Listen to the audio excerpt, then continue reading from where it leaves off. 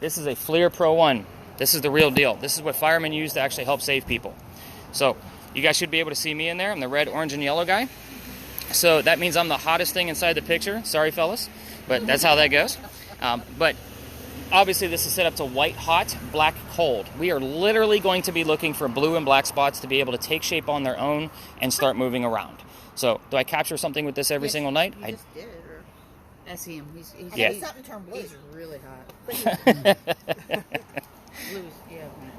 He's hot, so he's trying to come blue. There's a blue dot bouncing around the screen. It's going to help you find those colds. It's going to show you the coldest spot in the frame at that particular moment. This is already recording, so with that going, this way you actually have kind of like the intro on how to watch it. So in real time, the user is going to actually have a cheat sheet bar over here on the left-hand side that does not show up on your video, but it kind of gives them that range of what the temperature span is in the frame at that moment. It does fluctuate through the whole thing. Now, I know, right? So, as great as this hardware is, the software sucks. So if we record for too long, we actually lose footage. So we are going to do some starts and stops with this guy, just because, again, when we're walking in between spaces, we don't need everybody's butts in the video. So again, we'll do some starts and stops. So this technology is super rad. So Annie, this is one thing I know you don't have. I do not. So you're going to hold that horizontal all night long. So even you just put your hand in front of the camera, and you're going to want to be watching it. Nope. Is it no, front or back? You're going to watch it this way. Okay. The camera's right here. Okay. So right-handed, put it up. There you go. Perfect. It's a cell phone. Just treat it like a cell phone. So it's about as big as mine. You're going to, whenever I say stop the video and then restart it back up again, make sure you're in this position with the wire on your left. So Okay. that way the YouTube video isn't sideways, and then I got to give out your phone number, and it's never fun. So, because it won't be my fault, it'll be your fault. It'd be mine. Y'all will never forget Annie, right? That Not girl, after she this messed story, it up. you won't. You want me to stop it? No, I want you to keep it going. We're gonna get some footage while we're here, so that way everybody has the intro to all of the devices. Okay. You really gotta stop. This is the new camera. This is an upgrade to what I just had, so I'm gonna do a quick demo with this guy, and I want to get both cameras out and running just so we're all on the same page. As soon as I plug it in, that would help, right? This one plugs in, the other one did not. All right. Perfect. So you guys should not be able to see me in a very small black screen. I know it's pretty tiny. It's about the size of a GoPro. This is an altered GoPro, but this is a Phasm camera. So let's turn on some lights. Just a couple, about 10 of them. So we are using light here. I should be in a purple hue at this point.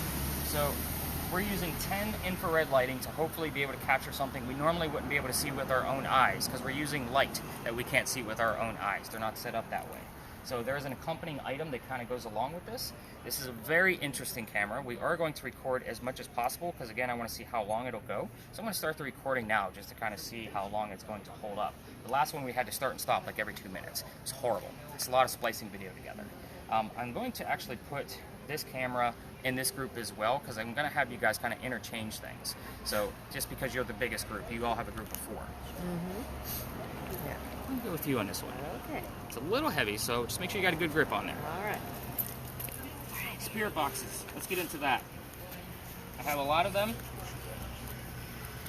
and we're going to have one in every single group, minimum, at least one. So spirit boxes are a way for us to communicate with the dead.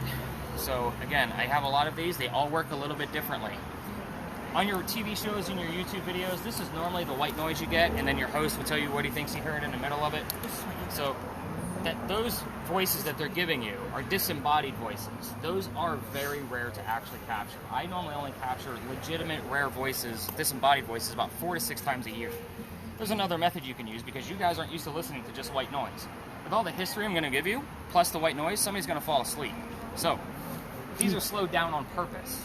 I want the radio chatter to come through. It's going to come through very quickly. If we can make it out what it's actually saying, obviously it's a 50-50 shot. I can tie it to the location of where we are, a person in history we're discussing, or even something going on with one of you. It happens all the time. This one is going to record the entire session for us. You're going to get this recording back. I'm going to be writing down whatever the person hears in real time. They're going to have an earbud in, so they're going to be the only person to hear what's going on in real time. And then I'm going to give you about 15 to 25 more markers tomorrow morning. If it's relevant, I'm going to tell you why, and then give you the backlink to be able to verify that information. Is that fair? Again, I don't make anything up here. So, Katie? Yes. The the volume button right here, it's a wheel. So you can turn it up and down as much as you want. You won't mess with the recording. You'll have to undo the twist tie, and I do not want earbuds back. Your wax is gross, by the way. You know what? I have to clean out your wax. I understand. It's very gross. I have 2 of these.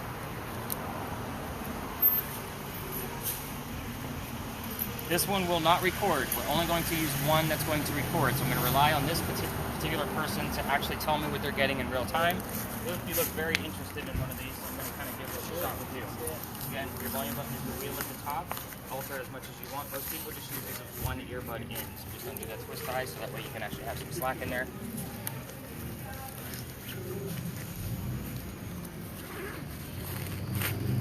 A new spirit box. This one works a little differently. As soon as I find the button to turn it on. So this one is going to sweep through the FM and the AM radio stations at the same time. It's going to also take out the white noise that's supposed to come through, like what we're using on those red spirit boxes. Recording back going. The second laser is going to be red squares. The reason why I want red squares is because if we capture something here through that camera, then obviously I can give you the still, but I can also put it in 3D software. I'll give you be able to full 3D view of what we have along with measurements. So I've had this for about a year. So far the software hasn't been able to take any of the anomalies that I put into it, so maybe tonight is our night. Again, I'm very honest with everything. Lasers get Nick in a lot of trouble, Miss Lisa. So you want to keep these basically touching your toe. You don't want to go any further than that. And then of course when you're filming through it, Christy, you're going to want to stand back like 2 to 5 feet and film through it. So, and when you're using them together, you don't want to cross the streams. It's a Ghostbuster joke, but it does work here. You want to keep them kind of side by side. So that way we have a nice big grid for something to be able to pass through it. So this one has a toggle switch, so once it's on, it's on. You got to watch where you move it around. So just make sure you shut it off before you know, when you're not using it. There's always safe places for lasers because there is a laser law in Charleston. I will always give you the heads up when lasers are safe. And you're like, what the hell did we sign up for? We got lasers. I got it. I'm in it. You just kind of looked at me like, what? No, it wasn't a perplex. Let's see. Let's get into... All right.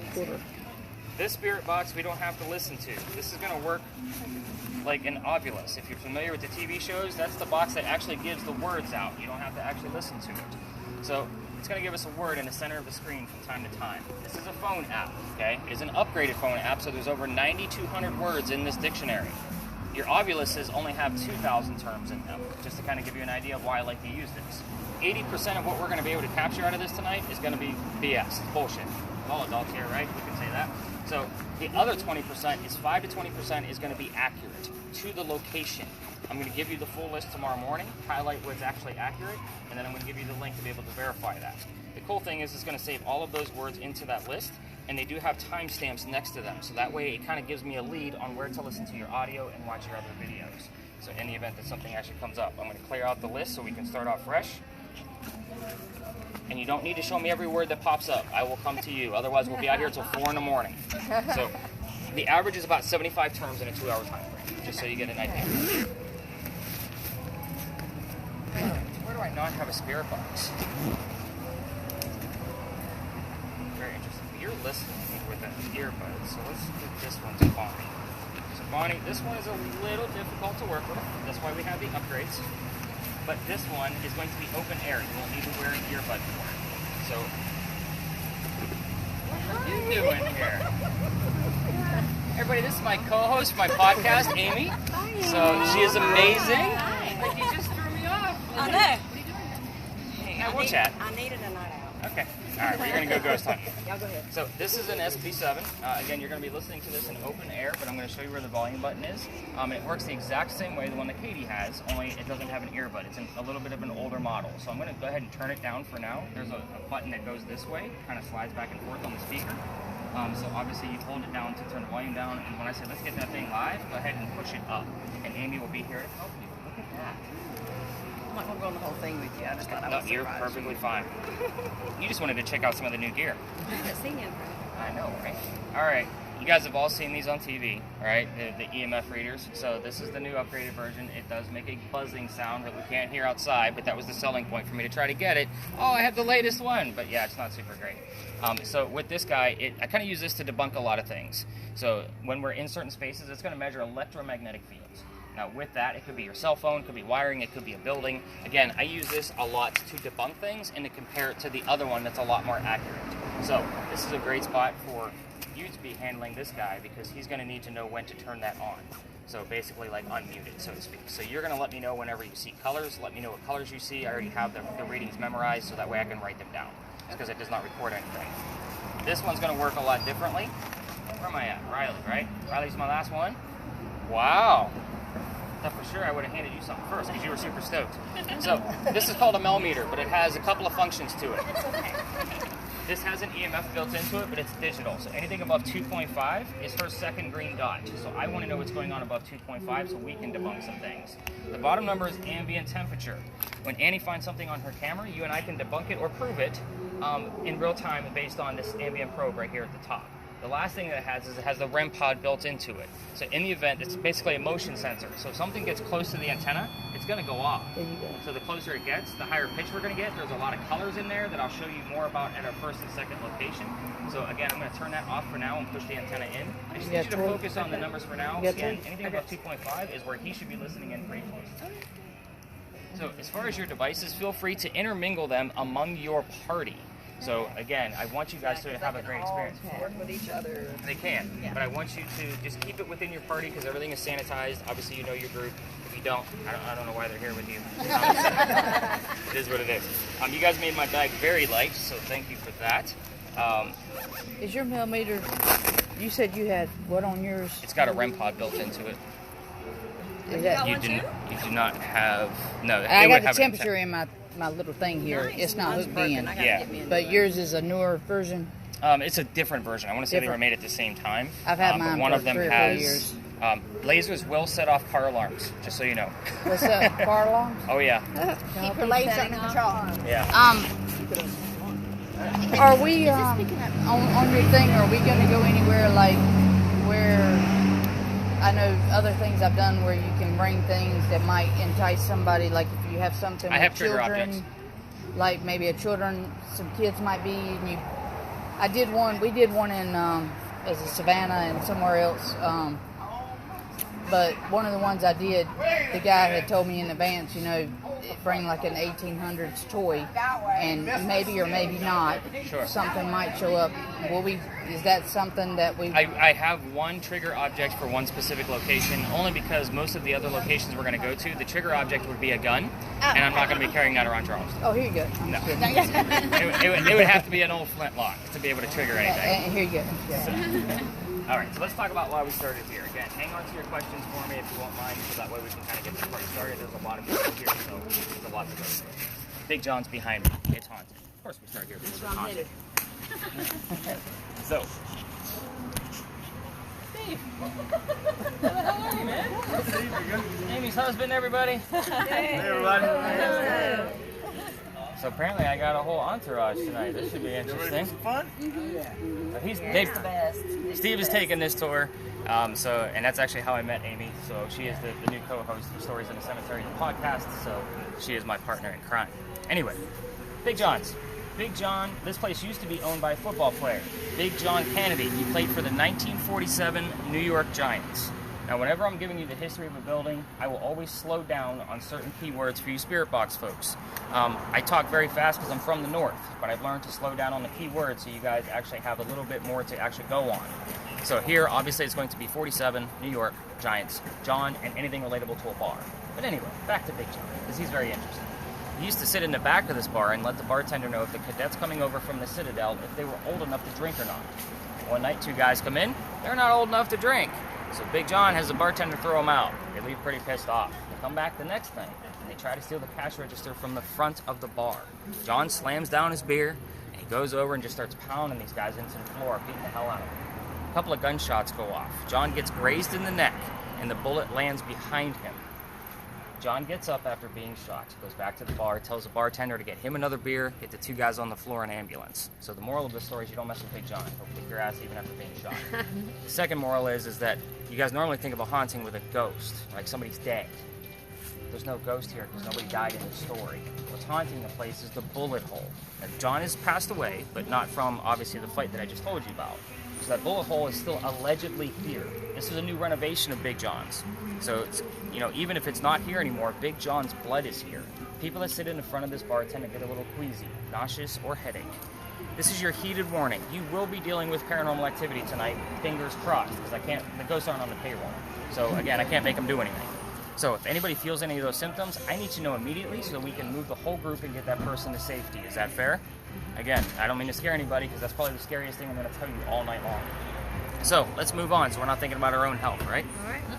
Big earthquake here in 1886. If you didn't know that, you do now. Every tour guide talks about it. But Big John's, the building, is allegedly where the first death occurred from that earthquake. A piece of the mantle fell off, the white mantle you see in the side here. It also wraps around the front. A piece of it broke off from the earthquake, struck somebody in the back of the head, and killed them. They say you can see his ghost in the middle of East Bay Street.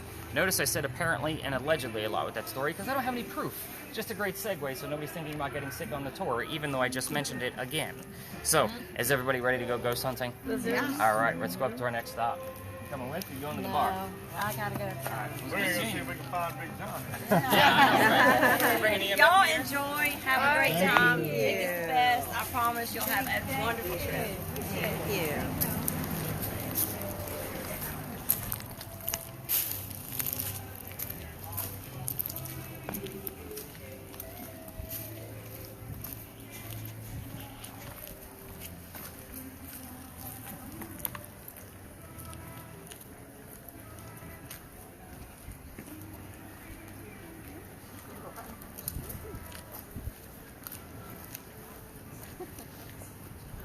So, you're going to try to do two things. Oh, now I'm panicked. See?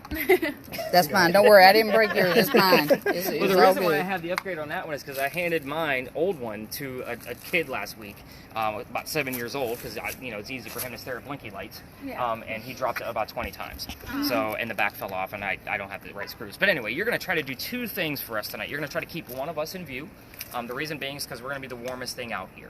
And that's going to give you an array of color on there. And it's going to be a lot easier to find any cold anomalies at the same time. The other thing you're going to try to do is keep the sky out of view. The reason being is because that blue dot will default to the sky looking for a surface. So again, there's no surface on the sky. Some of these spaces, that's going to be impossible. Just do your best. Okay. So the red square means it's recording. The red circle means that it's not. I want you recording right now. I wanted everybody to... you don't need to press anything at this point. We're still going to continue recording. I think everybody has a pretty good gist on what their devices do. Yes. Is it these ones right here? Oh, yeah. And then I'm going to come to you and say, what do we have? So I just hit the little square, the little scroll, and it'll show us everything you have so far. Okay. Because I'm trying to remember. I'm sorry. You're good. I didn't show you that part yet. Okay. I usually show you that at the next one. Okay. I'm sorry. going to work with Has the your REM meter pod and the done anything? millimeter at the next location. So have we had any readings come up on yours yet? Nope. Nothing at all. It's all been all zeros except for the temperature. Well, I mean, it goes like between like 1 and 2. Okay, and that's usually about up to 0.8 to 1.2 is actual natural EMF that comes from the ground. So I kind of discount those. Yeah, So, above 2.5, right? 2.5. You got it. All right, let's go learn much deeper history than football players and ponies. Is that fair? What's wrong with Giants players? All right, we're gonna head this way. You see from the red square on it. My bag is like that. This is kind of nice, actually.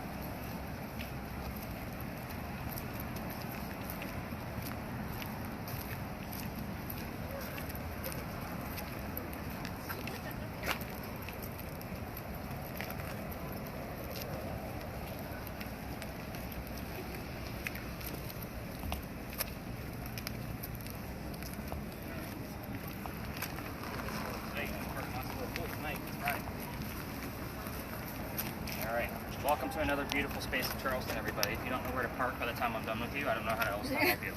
So, This place used to be something, which is why we're here. So first off, spirit boxes, I am not going to be giving you questions like what color is George Washington's white horse, like what we did with the Big Red Barn.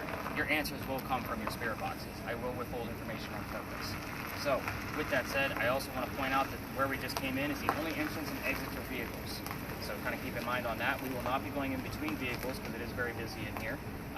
I don't see that we're going to have a whole lot of movement of vehicles, but just try to not go in between other people's cars, and we do not film people's cars. That's another big deal too. People don't know what the heck we're doing out here, so it's just a matter of let's be respectful. So, what is this place? This used to be the Eliza and Charles Pinckney Mansion. It sat in the front of this lot facing East Bay Street. Eliza's garden was lined up with Five Church Restaurant and came all the way across, and we are standing in the servant and slave quarters for the home. So, let's get into it. Eliza and Charles had a son named Charles. They had a nephew named Charles. That's 3 Charleses. Do you guys see why I leaned those secondary clues now? I need to know who the hell we're talking to. It's that very common name. So, the son and the nephew were signers of the Constitution for South Carolina, but I hate politics more than you do, so we're going to move on. So, I like to bring that up because it's important. Now, with that said, Eliza married Charles at a young age according to today's standards, not the colonial times that she came from.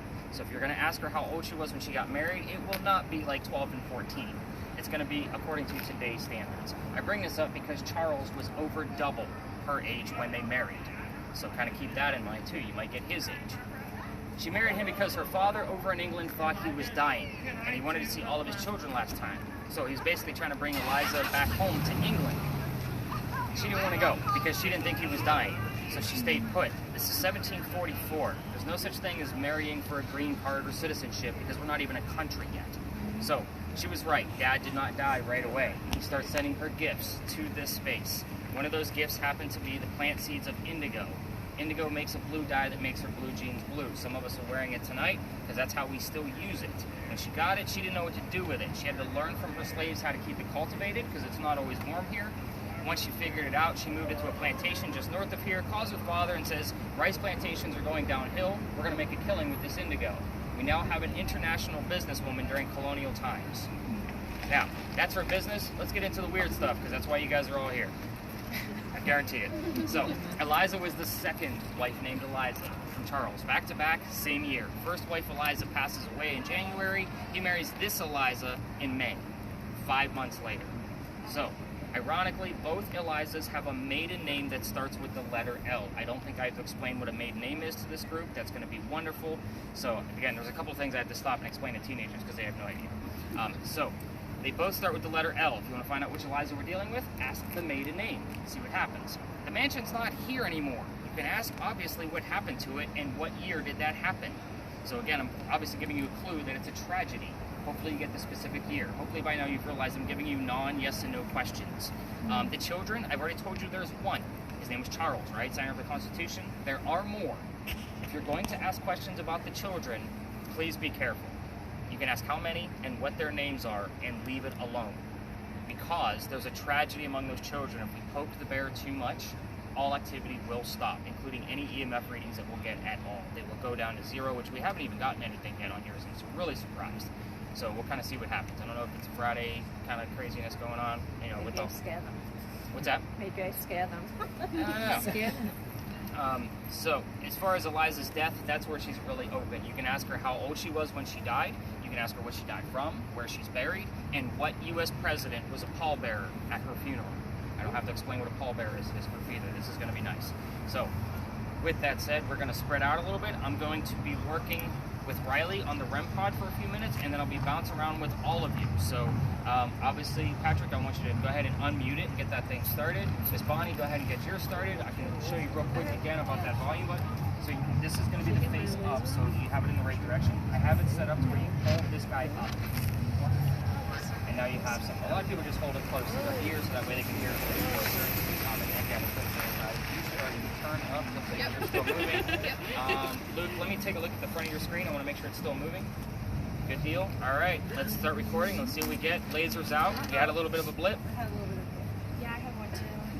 It went to like 2.8 for like a second. So yours, we're still close to a live wire right there. Okay. So I'm going to discount yours. But yours over there shouldn't have been able to pick that up. So what color did it go up to? It just went into the second line. Okay, so again, we had a little bit of something. So basically, go find a hotspot, and that's where Patrick's going to be asking questions, and you guys can listen in together. All right. Everybody else, let's spread out. Monica, I will be catching up with you in a moment because I definitely want to see your list to see So I what's just going walk on. around. That's it. Ask those questions. See what comes up. Let's go. All right. Let's see what's going on with this guy. Pull up the antenna. Yep. Put the device around. Is little one keeps eye. Little finger hole. You're going to lift it up and push it this way. Yep. Really good. So you kind of have to. There's two buttons underneath that flap. The one closest to the edge and the one on the left.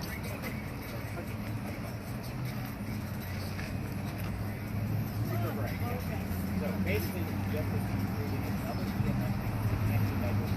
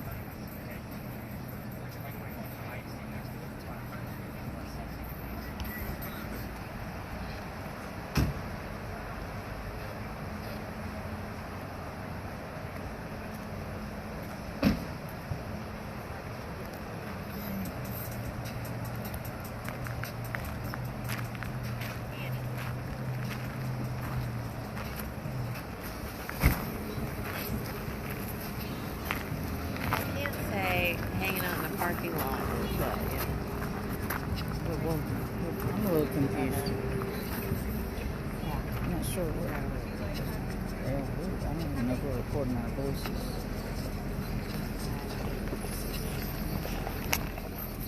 These people are probably waiting for us to move so they can back out. I don't know if this car is trying to back out. He just pulled in. Oh. He's running. He's sitting in the car. Sorry. I would like to go to a more private area. I'm confused.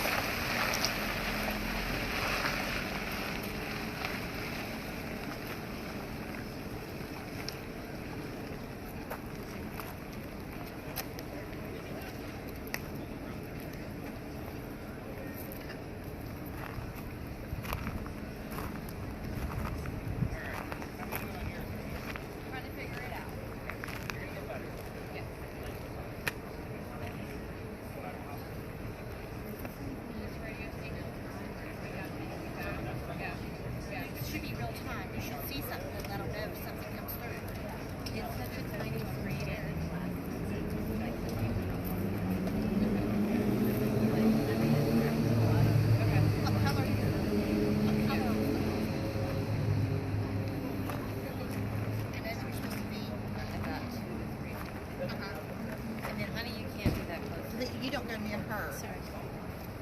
He's separate.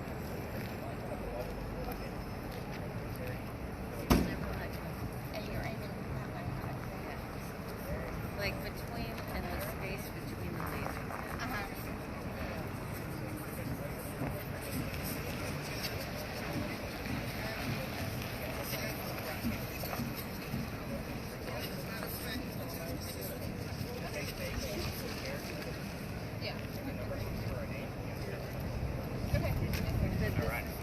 All right, how we doing over here? You got those coming through? Is it still What would running? they look like? So what are they going to look like? Yeah. That right there. Like it's going to come through very quick. It's going to look like a blob, basically. Gotcha. It could be more, but I've seen things in different shapes as well. Like it was starting to manifest and coming through the laser, but they would like the big scene, so they kind of molted real quick, that kind of thing. But I'm also going to be looking for more on this. Like, keep in mind, I put this video on YouTube, so you can watch it on your TV, you can put it on a computer screen, your phone, whatever. It's much easier to see it on a much bigger screen. So the laser work is not always something we catch in real time. Yeah, so it is kind of a review type tactic. But again, the slower the two of you move together, the easier it is to kind of see what's going on. What's going on with your work? I got engaged when I asked. And Susan walked across the street, but that.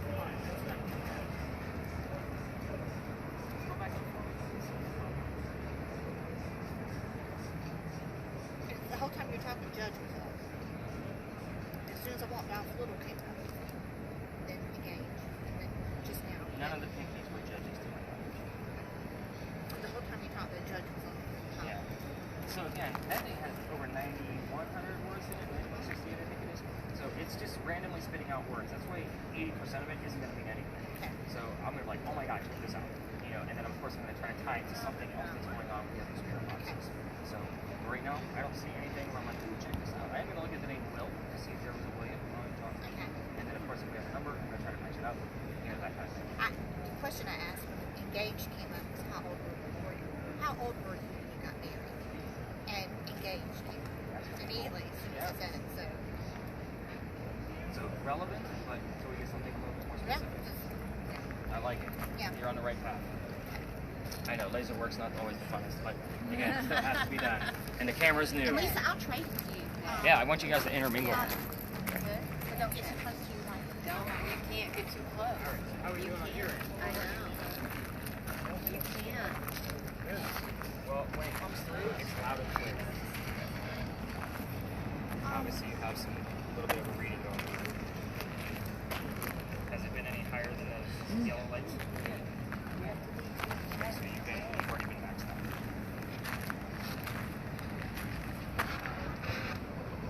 How about the word execution? Where did that come from? Watch the laser. Monica. Don't be playing around. No executions here. It came up on her little thing. Interesting. Let's see what else pops up out of that. That could be something for later on.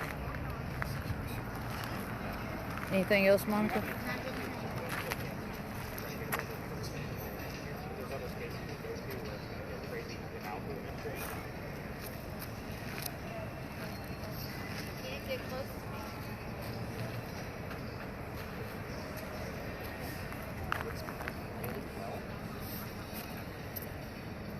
Have a trigger optic. Indigo seeds. Hang on to those. Kind of see what happens. It's been working really well with the spirit box in this location. We've been actually getting things. Do you think you heard Patrick come out of it?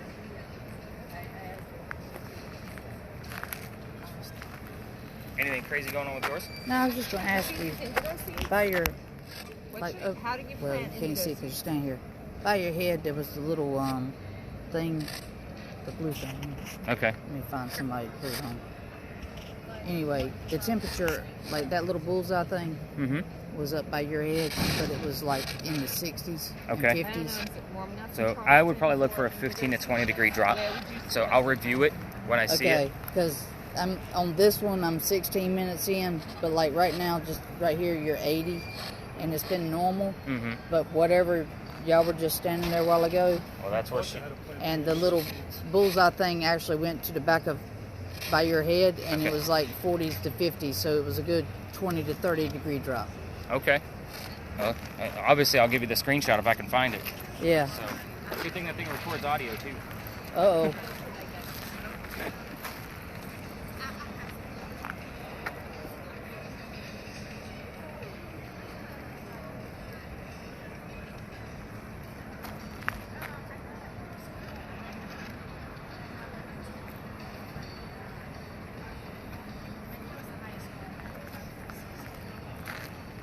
I'm gonna stay in a different direction at y'all. I don't know if it's something that I'm getting from a different angle, but I keep getting My thing keeps like a lighter temperature. Who taught you how to plant? I'm trying to make sure I don't go too high, you know.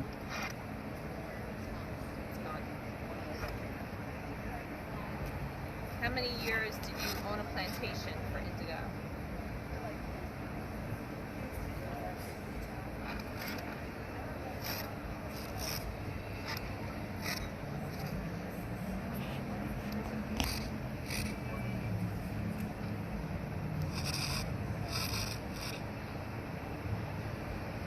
How many years did you cultivate the indigo?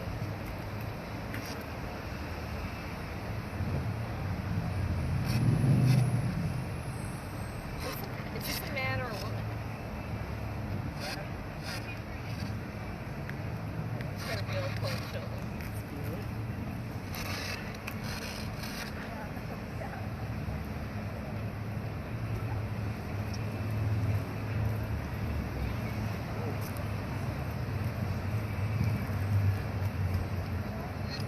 Who's with us right now?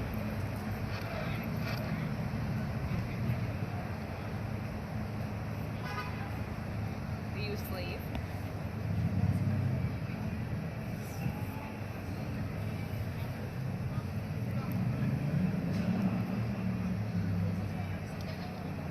Are you the mistress?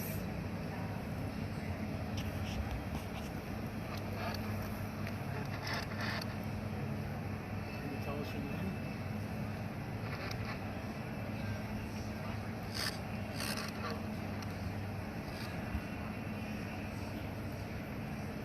How old are you?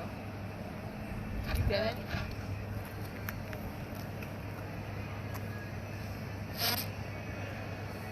Are you saying 40?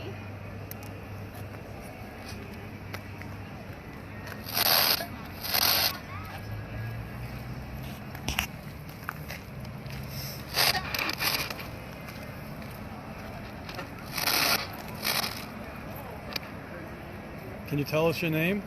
I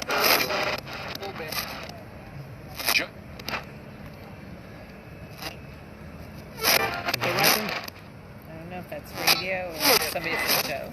I thought I heard Joe too. That's what I thought. Is your name Joe? Joe, how old are you?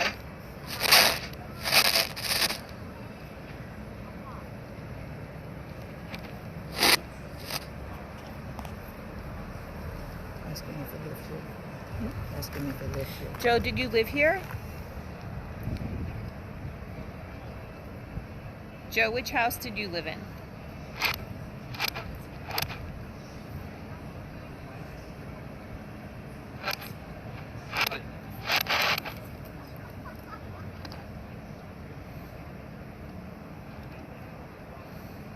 What crop did you plant?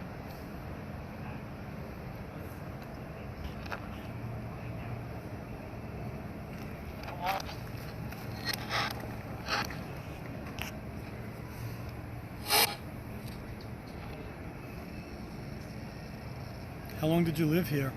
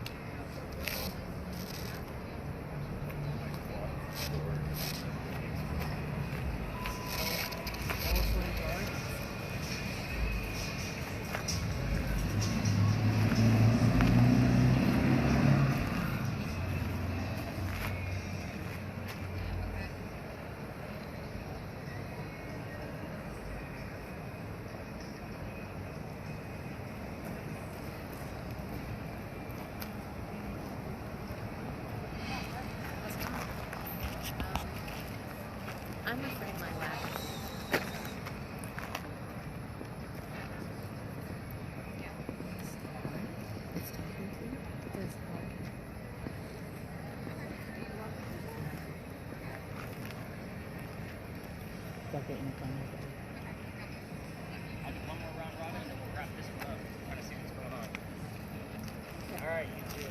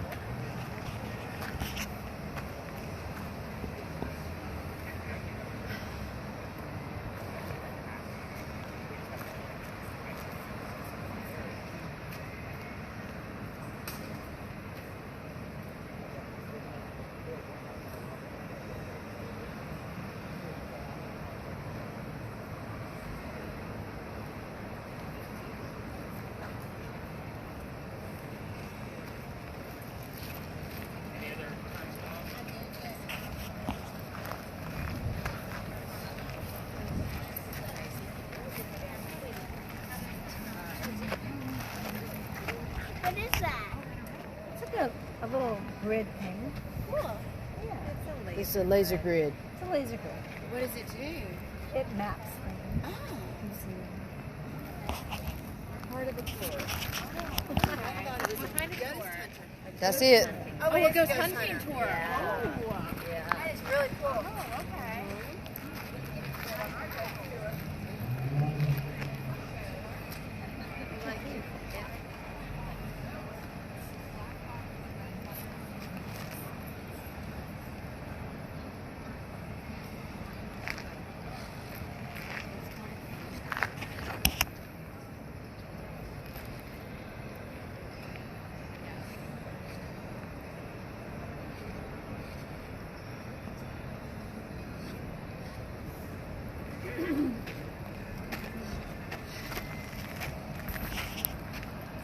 All right, everybody. Let's kind of regroup back here. I'm going to give you guys all the answers. Connie, Katie, come on over. Monica?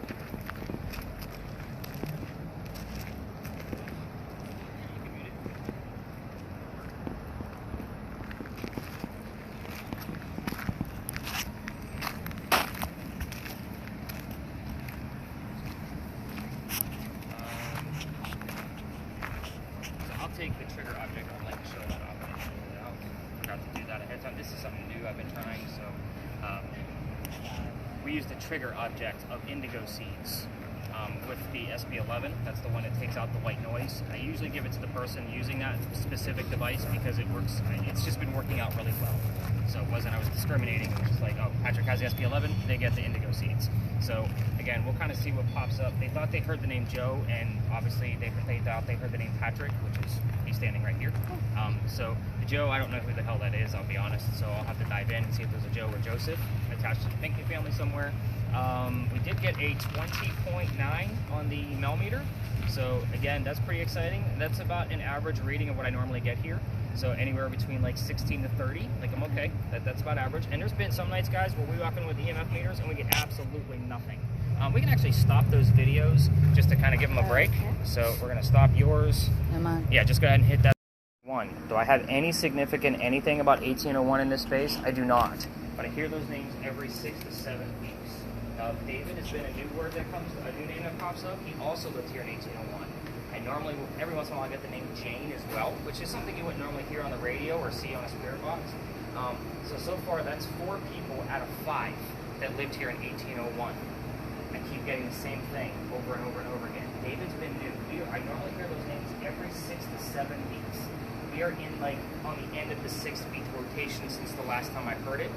The name Benjamin has shown up 3 nights ago, and then the name John showed up the next night, and then David has shown up, I think this is the 2nd night in a row now. So again, very interesting that it keeps coming up. When I heard Benjamin the other day on the spirit box, it actually said Ben Simmons. What's interesting about that is this used to be called Simmons Alley. So again, these are things I cannot make up. So people used to live here, they were shotgun houses. They wanted not a whole lot of money of the people that live down here. So that makes sense because when they did the archaeological dig, they found some of their clothing and silverware and tools. Again, classified as lower class people. The other side of the wall would have been across the street on East Bay where we just came from. The smell of low tide will be coming through here quite often. So again, the rich people in Charleston are not going to put up with that. If you've been down to the Battery, you notice the houses are skinny in the front and they go long back. There's a couple of reasons for that. It kept the smell of low tide out because we have piazzas here. They have basically a front door on their porch, basically is what that looks like. It keeps the smell from coming into the house. They would open up the second story window and allow the cool breeze to come in from the water and without the low tide smell, and would actually cool off the house as cold air drops and hot air rises. So again, it was like old school air conditioning. The other reason why those houses are skinny in the front is because you were taxed based on how much street side you took. So the skinnier your house, the less taxes you paid. We just left the Pinckney Mansion site where the house was broad. So again, they had money. They had the Indigo money, they had the politician money, and it was bragging rights to be able to show off their house. So again, that's why the Pinckney Mansion was set broad against the space. Before people lived here, the Freemasons had a Masonic lodge here, which is why it's called Lodge Alley. We'll get terms wrapped around Freemasons, like Freemason, Mason, and I've even had the term Illuminati show up quite a few times down here. First off, who the hell is saying the word Illuminati on the radio? Second, why am I only hearing it in this space? So again, kind of an odd anomaly that keeps popping up. So the reason why I think I keep getting those same names over and over again, this is Ghost Hunting 101, you're all in class right now. We're standing on Belgian blocks. These are made straight from granite. If you know anything about the paranormal, you know that limestone kind of stirs up activity because it comes straight from the earth. So does granite. So with that said, when a stone like this has been in the same place for over 200 years, late 70s, 1790s is when these were laid, it's said to hang on to the consciousness of memories and basically replay it over and over again like a memory. So again, every 6 to 7 weeks, names Benjamin and John usually show up. Normally in the same nights. This week it's actually been separated, which is kind of weird all by itself, but again, very weird space. I tell you all this history to kind of like lull and stagger a little bit just because I want the recordings to be able to pick things up.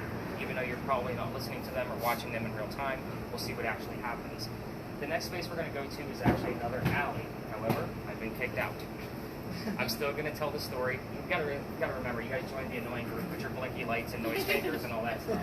It is considered residential at the end, so I still tell that story outside of it because we get a ton of activity just by talking about it outside, and we'll probably hear things relatable to that story because all of the next spaces are going to be really tight. So it's going to be literally like half a block away from each other.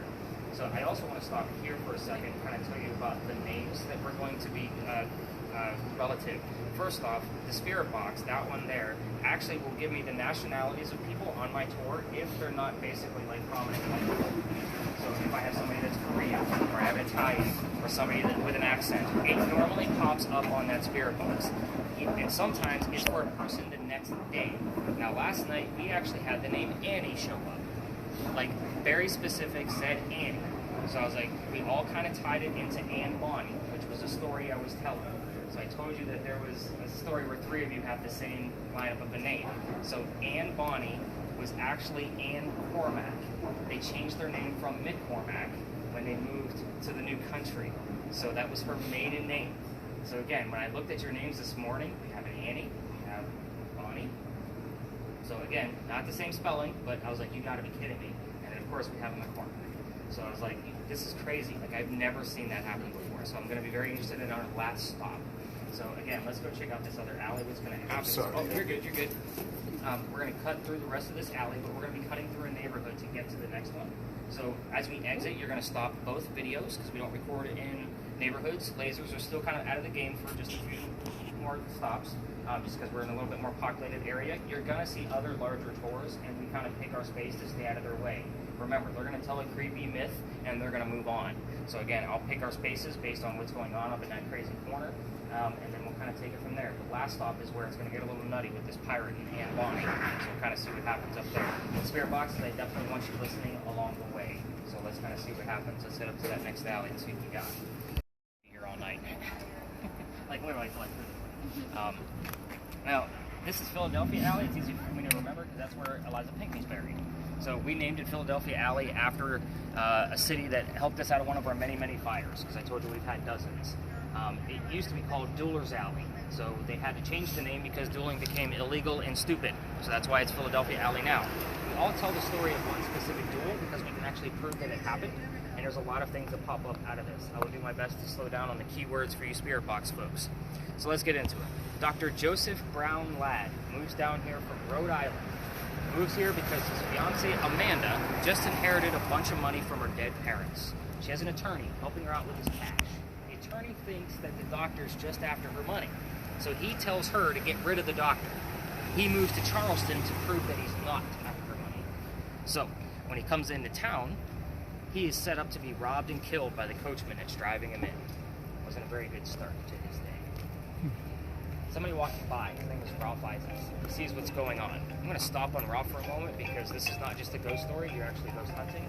Ralph has the same initials as where the doctor came from. Ralph Isaacs, Rhode Island. RI shows up here a lot. We need that secondary clue to know which main character it belongs to. If anything, we get the letter R. So, Ralph says, dude, you don't want to stay here. He's got a gunman inside, he's going to try to kill you. So, he's like, I got some friends at 59 Church Street. You can stay there and you'll be safe. He rents the room and him and Ralph become friends. The doctor's practice begins to take off.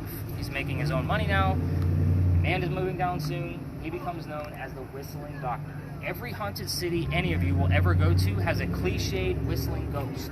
I'm just going to tell you right now, ours is a doctor. So that's just kind of how it rolls. So him and Ralph go see plays together, but they can't sit next to each other because the doctor makes more money. That's the way the hierarchy works. He gets better seats. So they talk about these plays on the way home, and the doctor thought the new actress from the play was fantastic. They went to go see William III from Shakespeare. Ralph didn't like the actress. They start arguing. Then Ralph starts insulting the doctor's fiancée back home in Rhode Island. It turns very ugly, and they go their separate ways. Ralph is from here, so he has friends at the newspaper. He goes to his friends, and he puts an ad in a paper telling the whole city of Charleston what he thinks of the doctor. The doctor sees the ad, rebuttals with, let's go to Doolittle Alley. We're going to settle this. They come down, they take their 10 paces, they turn, the doctor points his gun in the air, and he shoots. He did not want to kill his friend, he just wanted the courage and bravery to show up to the fight, which is often what happened during a duel. Ralph has his one shot, sorry Katie, puts it in the kneecap on the doctor. The doctor doesn't die either. He just happened to be the person I was looking at. It's always the first person. So, You can take out me, whatever. he drops to the ground, but he doesn't die. His friends pick him up and they carry him back home to 59 Church Street, where he dies 10 days later after refusing the medical treatment that was offered. It's a doctor. He probably tried to bleed it out himself. So, the ghost story of this is that they say you can walk down this alley and actually hear the whistles from the doctor. I used to take my tours all the way through here. I told you I'd been booted out. I used to tell my folks, turn down your spirit boxes. This before we started using the earbuds. And you would listen to your audio to see if any whistles come through. If you're going to test that theory on your own with your own voice recorders on your phones, I'm going to warn you that every local knows the story. Anybody walking up and down Cumberland or Queen Street on the other side is going to throw a whistle down the alley. I do it every single night on my way home. We end up there, my garage is right there. So right past this alley, my daughter's on the tour, we actually race to see who's going to throw the whistle first, especially since we've been booted out. So, again, it's going to be very faint. It's also very picturesque. You can't really see the whole alley from here because there's a tour in the way, but it is beautiful down there. It's one of my favorite spots in Charleston. It's just sad that I've been booted out. So here's why I got booted out. This is the fun story. I know, it's coming. I got to tell you. So, this alley didn't always come all the way through. It was blocked off. So the bricks on the other side are older. I used to show off the history of those bricks because they were sun-dried bricks from slave children. They had one full handprint in one of those bricks and fingerprint swipes. Everybody wants to stop and put an EMF meter or spirit box here. That brick is just like the grave sites that I told you. I'm not hanging out in cemeteries. I'm just not. That kid's not staring at that brick in the afterlife. Everybody does it. November 26, 2020, I had a whole group of people trying to do it. And it was outside some gentleman's dining room window. I was not very happy. I'm out of screaming. My daughter thought it was hysterical because Dad's getting yelled at. So the next night was Thanksgiving. I did not have a tour. November 28th, 2020, I get a phone call from the office. It's tourism office of Charleston. They asked me to either go halfway down like everybody else or reroute my tour. So I decided I'm going to reroute. My tickets were much cheaper then, so it was like, all right guys, we're going to wing it. Let's see what happens. I don't know much about this pirate, but we're going to go talk about her, what I do know. I did a little bit of reading today. So I was cool with that. On the way there, before I even told the name, somebody heard the name Anne on a spirit box. So I'm like, all right, that's pretty cool. I didn't even believe this story. I'm a vampire guy. I'm not about the pirates. We get there, I tell what I know. Somebody else hears the number 300. I don't know what 300 means to the story. I got to research it. We were there on November 28th of 2020. Anne Bonny's trial for piracy was November 28th, 1720. We were there on the exact 300-year anniversary of her trial. Again, when I take you there, it's a hit or miss. Anne Bonny is said to be seen all over town, but we are taking a big risk that she's going to be there in the same 15 minutes that we will be. So again, I hate to end a tour that way, but when we get stuff, it's a holy cow moment. When we don't, it's a, all right, she wasn't here tonight. Sorry about the luck, but I'll see what I come up with in the data. What's going to happen from here is we're going to go up to St. Philip's Church and Cemetery, and I'm going to kind of go through, see what you guys tell me on your spirit boxes. There's like 15 stories on that corner. If you guys find something relatable, obviously I'll tell that story. If not, I'll get us prepared to talk about pirates, and then we're going to investigate Anne Bonny across the street at the Powder Magazine. And that'll be a full-blown, everything out, lasers, spirit boxes up, the whole 9 yards. So, anybody hear anything before we move on? Do we have anything on the list? Graham? Really? So, the company that actually got me started into tours, it was a new company. And there was a guy that was supposed to come on board. He is a dueling expert of Charleston. Guess what his first name is? Graham. Just weird that you heard that. Maybe he was just here. I don't know. Like kind of looking into things, but it's just weird that you said that while we're near Dueling Alley. It's just a weird fact. Coincidental at this point, but again, something very cool. What do we got on your end? While we were in the alley, I got key, serve, disturbing, 8, rare, and it was right after you said something about something specific. It coincided with what you said. Prepared, and then as soon as we walked around to this white building, rich. Public, as we got on this side of the road, or actually we were at the stop sign, public, and as soon as I got here, it was punish and beside. Oh. You were punished. Well, True. Or somebody else here in a duel. and the duel would be a punishment as well. So again, vague relations, but again, we'll see what we can capture, what's going to attach to it. If you guys want to keep rolling with your videos, you guys can. It's your tour, obviously. So from here moving forward. Turn it off. I kept pushing the button. Oh. I don't want to turn it off. I just want to like start and stop video because I'm going to splice them all together anyway. Okay. Jimmy, stop while we walk. It's up to you. Your tour. If you want more footage, let's do it. So we're only going to be going around the corner, so you can keep it going if you want.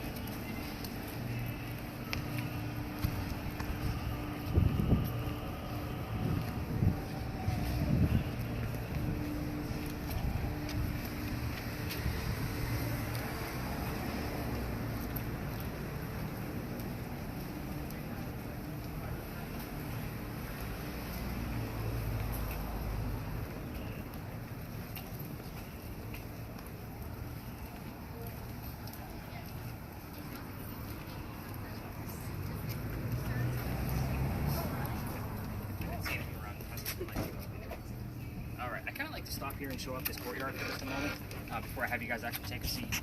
So if you look across the courtyard, that's the wall to Philadelphia Alley behind me. There's a gate right in the middle of it. In the event there was a loser to the duel, that was where they actually had a shortcut to go to the cemetery to my left. Remember that the alley didn't go all the way through. They would have had to walk all the way down the Queen Street and come around with dead weight, literally. So they created that doorway. It's got a wrought iron gate in it now and it always stays locked. But I can't tell you that any of the tour guide's going to tell you why that gate is there. Also, if you're into geocaching, if that's a thing for you, there's a geocache right at the base of that gate. So, very interesting if you're into that. But I do like to show that off just because it's a weird little fun fact nugget in Charleston that not everybody knows. So, we're going to switch sides. You're going to have a seat and kind of take a break. So, you guys paid me to go to work and I give you a break. I'm a great employer. Monica's like, yes. Chill. What's funny is we don't go far. We only go half a mile through this whole thing. So we stopped and kind of spread out a little bit, right?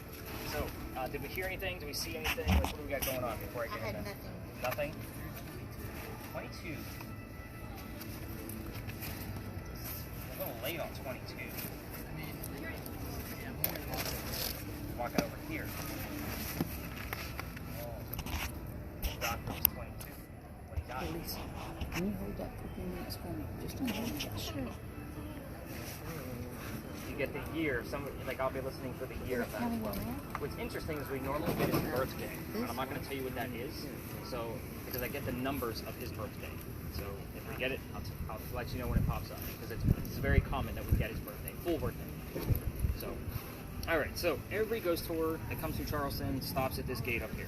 I'm gonna tell you why. I let them have it, which is why we're not going there. You guys have all the devices, which is kind of like why you're here. Usually their big finale because they have something to show for it. So. There's two different sides to the cemetery. I like to point out first off, if you're from Charleston and you belong to the church, you can get buried on the eastern side. So Charles Pinckney, Eliza's husband, is buried over here, as is the nephew, Charles Pinckney. So two Charles Pinckneys. If you're not from here, you get thrown to the other side. Your 7th Vice President, John Calhoun, he's on the other side. So you can actually visit that side of the cemetery during the day. It's usually open. But they didn't even know if he was from here or not. So his sarcophagus actually got moved several times until they figured out he landed over there. It's very interesting fact that he's been moved several times. But every ghost tour likes to go up to that gate because they stare at a sign right inside the gate. It says there's no ghost here but the Holy Ghost. There's a reason for it.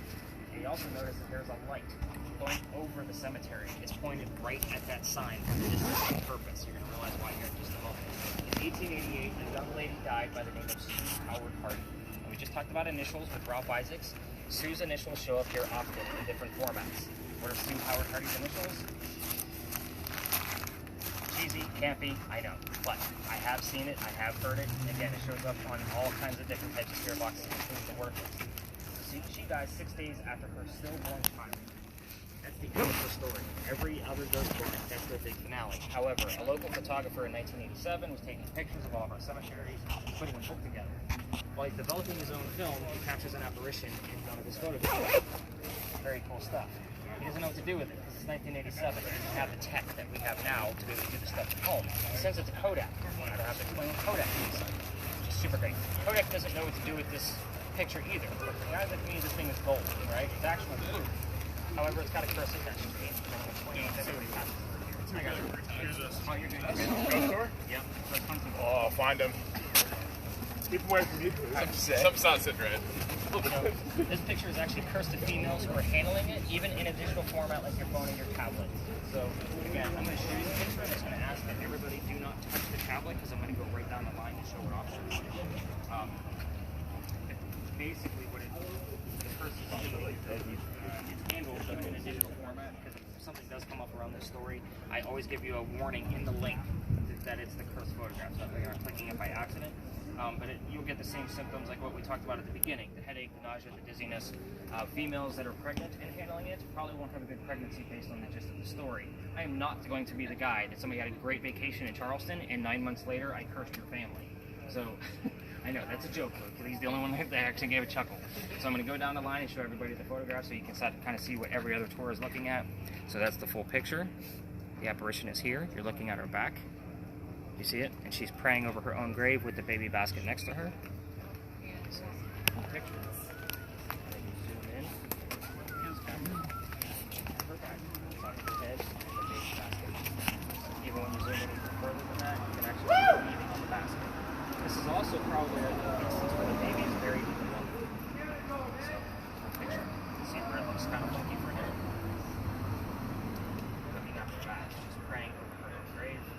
Baby basket.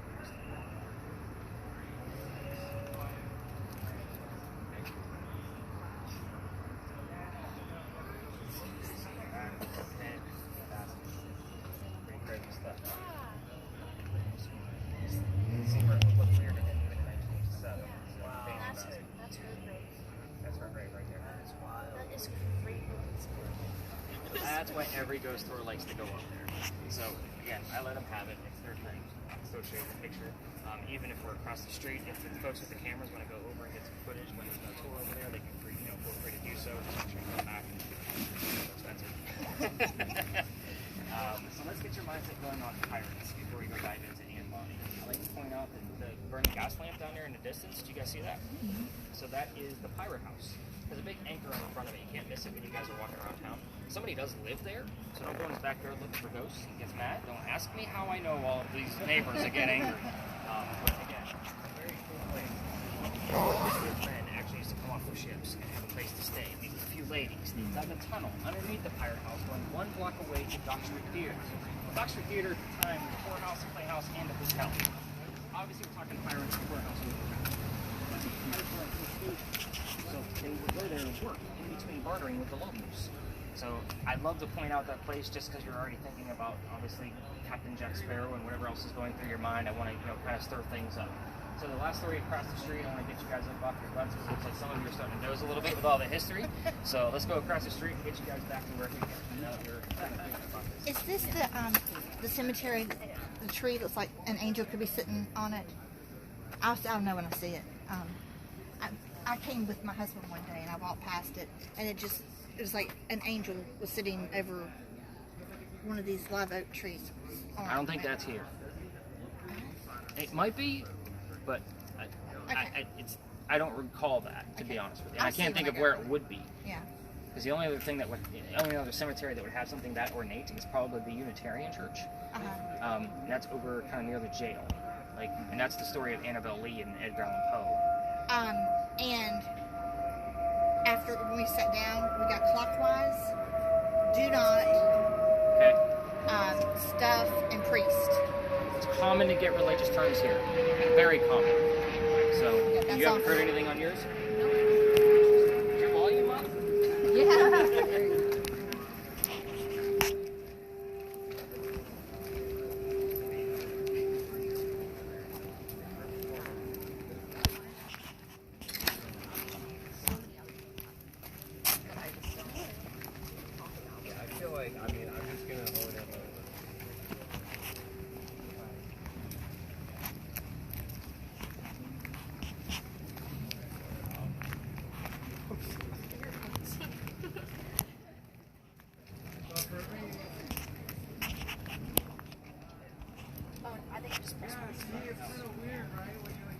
Alright, this is our last stop. Hopefully it's a big final hurrah. This is a crazy walk over the story, so you gotta follow me a little bit. There's a lot of twists and turns. Somebody's lighting me. Blinding me. So we're going to be discussing first that little tiny building over there with the crosses on it. First off, those are not crosses. Those are earthquake bolts.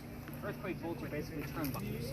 In the event we have another earthquake, like what we did in 1886, which we haven't, you can turn those turnbuckles, and it's supposed to straighten the building back up again. It's a great idea, just doesn't work. So, the reason I bring these up is because it's the first set of earthquake bolts that Charleston put in, because this is the oldest government building in South Carolina. This is the gunpowder magazine. Served in 7 different wars, including the Civil War. That was its last servant. We talked about the Charlestown walls back in Lodge Alley, y'all remember? Where that garage is, that's where the wall sat. It actually went up past the powder magazine and started going south behind me. It kept the powder magazine into the corners on purpose. If it gets attacked from a Revolutionary warship or a pirate ship from 3 blocks away, it's going to have a hard time going through the 32-inch thick walls. There's gunpowder inside. We're going to pretend that that cannonball goes all the way through. It penetrates, blows up the gunpowder. There's sand in the roof from the early 1700s that's supposed to go up in the air and then fall to put out the fire of the gunpowder. It's another great idea, but that doesn't work either.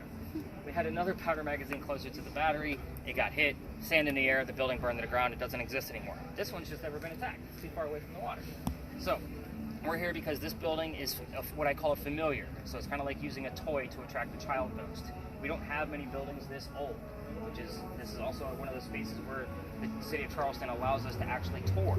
So again, it's one of those spaces where I'm like, I didn't want to tell the pirate story. I wanted more vampires, but there's no vampires here. They're in New Orleans. So we're here because this building took 10 years to build. That doesn't sound like our government, right? Small building, 10 years? Not at all. 1703 to 1713, our story begins in 1708, right in the middle of it. So here's where all the twists and turns come in. Anne Cormack moves here from Ireland. She's with her dad and his mistress. The mistress is her mother. Is everybody with me so far? If I don't do this slow, I have to repeat it 12 times. So the 3 of them are running away from his wife. You guys with me on that? Okay, she's pretty pissed off. They got the hell out of Ireland to come here on a boat. So they land in Georgetown. They buy a plantation, and then mom dies pretty quickly.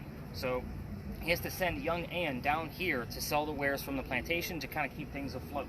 The building is familiar. He see where we're going with this. Back home in Ireland, Anne was kind of a badass. They say she actually killed one of her servants when she was like 10 or 11 years old with a knife to the belly. Sorry, you just have to be next to me. So, killing everybody tonight, right? So, that's what I do. It's part of the tour, right? Yeah. So, kind of keep that mentality of who she is in the back of your minds as we go through this. It's going to get real weird real fast. So we're going to fast forward. 13, the building is done. 1715, pirates are coming through town, and Anne is stoked. She falls in love pretty quickly. This guy's name is James Bonney. You see where this is going already because we've already talked about it. She runs away to Jamaica to get married to James Bonney because Dad didn't approve because he's a filthy pirate. Anne Cormac becomes Anne Bonney. By the way, when they got here, they changed their name from Cormac from McCormack. So again, that's where I was getting all of those clues from. But James Bonney, when they got down in Jamaica and they got married, this is not the Captain Jack Sparrow that she was hoping for. This guy's a privateer. He's a spy for the British. This is not what she wants. A few years later, she falls in love again. Guy number 2. I'm going to keep track for you. So guy number 2 turns out to be John Rackham, a.k.a. Calico Jack. Much cooler name, and he has his own ship. Anne wants to be part of the crew, a girl's cursed pirate ship. She can't put a girl on it. So he makes a deal with her. You dress like a guy, hide your gender. The guys don't know. You could be a female in my quarters. He's the captain. That's how it's going to roll. She's okay with this because Dad used to cross-dress her as a boy back home in Ireland to keep her away from his wife. So she's like, okay, let's do this. Let's put 2 and 2 together. Being a female in his quarters, she's eventually going to get pregnant. You cannot have a pregnant pirate dude on the crew. It's not going to work out. Somebody's going to figure out that she's a female. So he drops her off in Cuba. These are some friends of mine. They'll help you out with delivering the baby. You can come back later and we'll figure it out. She goes and has a baby, but comes back with no baby. We have no idea what happened to this child. She's also dressed like a female. This makes Jack pretty angry. He just captured another pirate prisoner down below deck, and Anne's going to go flirting, because that's what Guy does, or Anne does. Guy number 3. Guy number 3 turns out to be a female dressed like a guy to be part of the pirate crew that Calico Jack just captured. So now we have 2 females dressed like pirates doing the exact same thing on the same ship. This young lady's name is Mary Reed. Now, her and Mary become friends, possibly lovers, we'll never know for certain, and the British find out where they are. They send their entire fleet to come take down one pirate ship. Anne and Mary are the only 2 pirates not drunk enough to come up and fight with their 1-bullet flintlocks. What do you think's going to happen here? The ship's going to get taken. They're being arrested. Anne looks at Jack and she says, you should have fought like a man instead of being hanged like a dog. Obviously, dog being a very prominent spirit box term that we hear often here. The judge, his name is Nicholas Laws. Now, when you hear my name, it could be in relation to 3 different Nicholases. Either me, the Nicholas Laws that was trying on Anne Bonney, or the Nicholas Tribe house that is on the other side. It's very weird. But anyway, Nicholas Laws wants to see the 2 men by themselves that fought back so valiantly after he's already tried and hung Calico Jack and the drunken pirate crew that wouldn't come up and fight. They're already dead and gone. The 2 ladies go in front of the judge. They reveal their gender. He doesn't care that they're female. He's still going to hang them because they're still pirates. We plead our bellies, was the last thing they said, basically claiming to be pregnant, because you can't hang a pregnant woman in 1720.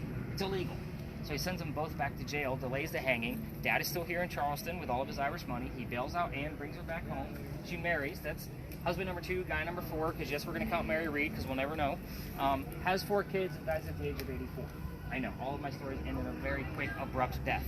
Mary Reed died a year later in 1721 in a Jamaican jail from whatever pirates died from in a Jamaican jail. Use your imagination. I'm sure it was bumpy and gross and whatever else you want to come up with. Now, you all know how to use your devices by now. So I left out 2 things on purpose. One of them being the name of Calico Jack's ship, so you can ask what that is, or you can ask the names of Anne Bonney's parents. I left those out on purpose. That would be the father and the mistress. We are going to be using lasers. We're going to be using all cameras. Cameras, I want you to, both of you to go up to the front of the powder magazine and get us some footage. Yes, you can use lasers with that. Watch your lasers on, just so you know. I don't want another car to come flying through and we set off an alarm. But we are going to end over near that brick wall. And again, this is where you guys get to explore and ask whatever the hell you want to, because this story has a lot of holes. So let's kind of see what happens with that. Now, I did tell you at the beginning of this tour about a huge warning about people passing out on my tours. This is a space where something happened here was relevant to the story. So give me another minute of your time before we spread out. Back in September, I bring my tour back here, just like you're all standing, and the kid next to me goes white as a ghost. Yes, that pun was intended. And I have to pick him up by his armpits to be able to catch him from hitting his head on the ground. His boyfriend picks up the other arm, and we carry him over to that brick wall. I send the boyfriend over with a couple of dollars to get him a bottle of water. He comes back. He's feeling better. I then tell the story. It's important to know that they had no idea what happens. I spread everybody out to go play with their devices, and they pull me aside. We have to tell you something, Nick. Like, what's going on? We are 2 transgender males, meaning I had 2 females dressed as males on my tour, and it now made sense as to why one of them passed out almost immediately upon entering the space.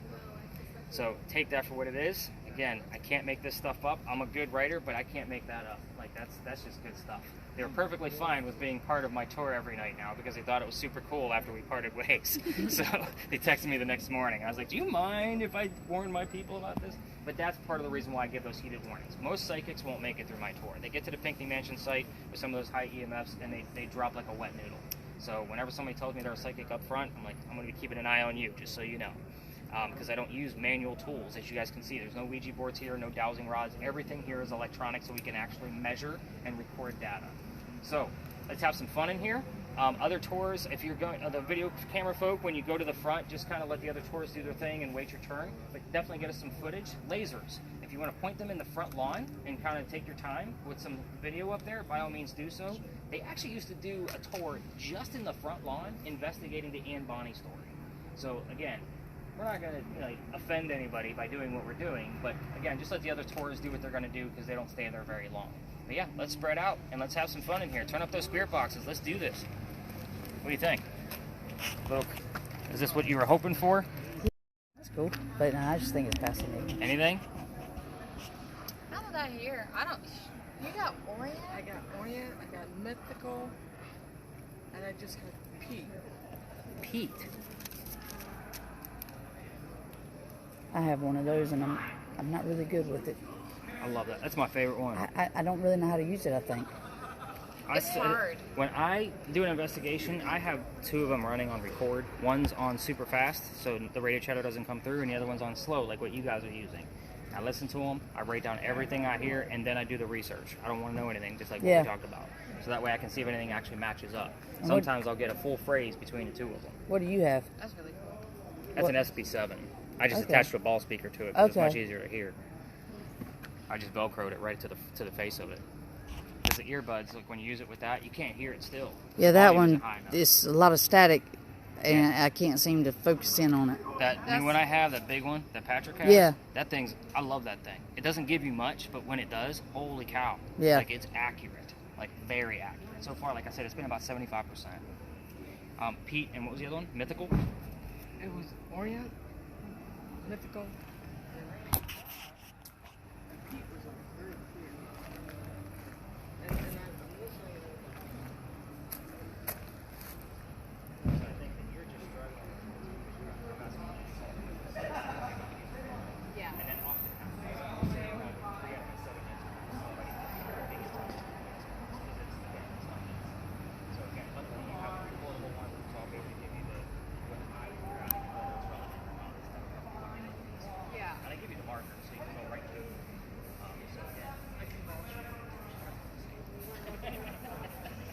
I'm getting distracted by like just little stuff. Like it was weird, and it's probably just a coincidence, but the song that I named my daughter after.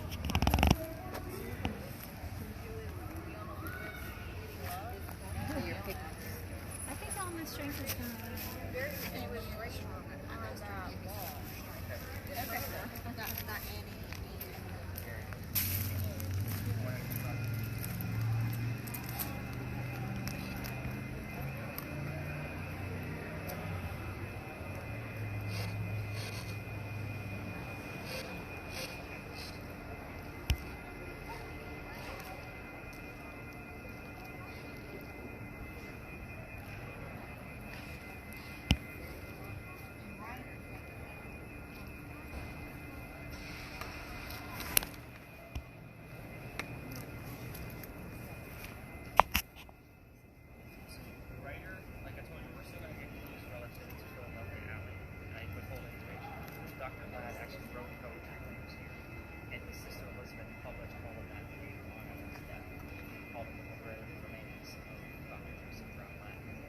So a lot of times if I get writer, it's usually poetry for sure, or something.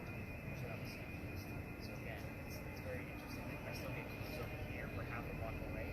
So again, things will still pop up. But this guy last night was the first night we used this new camera. Like I said, it's an upgrade. And we actually, this is where I cut that door.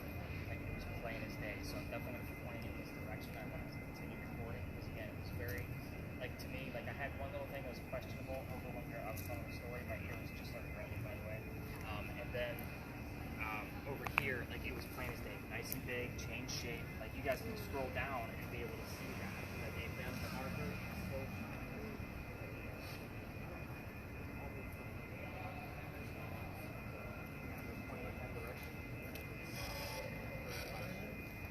I want to follow up with Elaine and Patrick, and we're going to go meet up by that wall. So what do we got going on with your guys? Nothing. Okay. Anything coming up out of yours? Nothing at all. Okay. I'm going to call it then. Let's head over to the wall. Let's do this.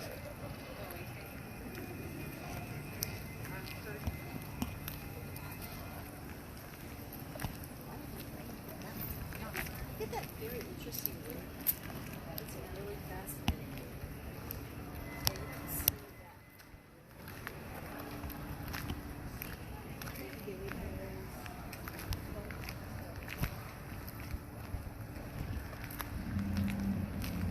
Alright, so the only two I didn't talk to yet were Riley and Luke.